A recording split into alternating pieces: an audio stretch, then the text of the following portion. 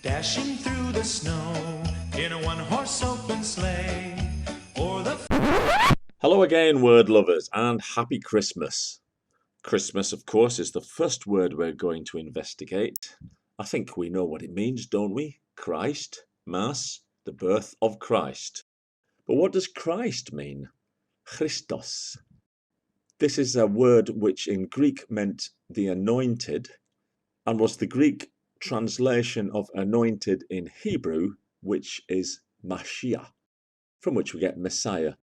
So Messiah and Christ have the same meaning, and they don't point to that one Jesus Christ that we all know by the name of Christ. There were many Christoses walking around the deserts in those days, many Mashiachs. And the Mass part, birth of, to celebrate the birth of a certain person, for example, Martinmas, which is the funeral day of St. Martin of Tours, the 11th of November, if you want to celebrate that one. We also use the word Yule to mean Christmas in England. This is from Gael, which was the Old English word for Christmas Day or Christmas Tide, the time around Christmas. And this is from Old Norse, one of our great mines for English vocabulary. Yule, which was a heathen feast. Yule, with the J spelling, was borrowed in Old French as jolif, and that's where they get their modern word for pretty or nice. C'est très joli, although originally it meant festive. The day before Christmas is Christmas Eve, from Afen in Old English, which came to mean the day before a saint's day or festival in the 13th century, as in Halloween, the day before All Hallows Day. Hallow meaning holy person, as in modern German Heilige, der Heilige Geist, is the Holy Ghost. And I'll leave it there. I mean, I'm very fond of going back to the Proto-Indo-European roots, as you'll know if you follow the series. Hailo meant whole, uninjured, of good omen. But I don't want to dig too deep in that direction here. Let's just skim over the surface of some Christmassy words. Christmas, often spelt with an X, which I used to think was the lazy way of writing Christ, but this has a very, very archaic usage and is simply an abbreviation for Christ in the Greek spelling of Christos, where the ch is written as a cross.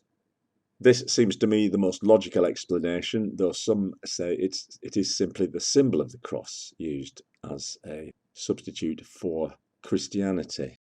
The Chi Rho symbol is another possible source of it, and far too deep to go into here.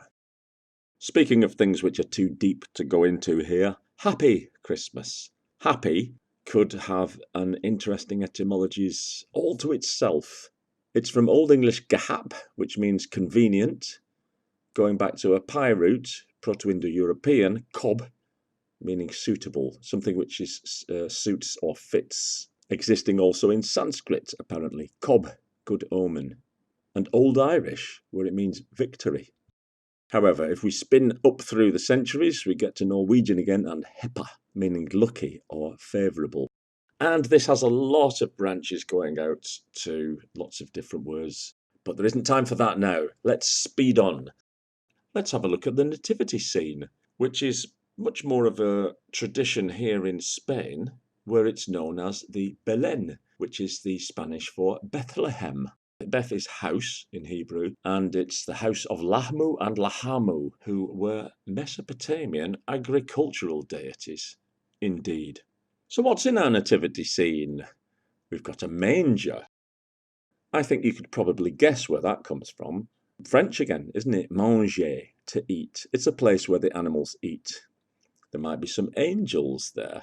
Angelos, messengers in Greek. And they're bringing us glad tidings. Tidings being news, of course, from the Old English tidan, which is to happen. Again, an Old Norse root, the tidr, being news, happenings. And one of the happenings at Christmas, of course, is carol singing.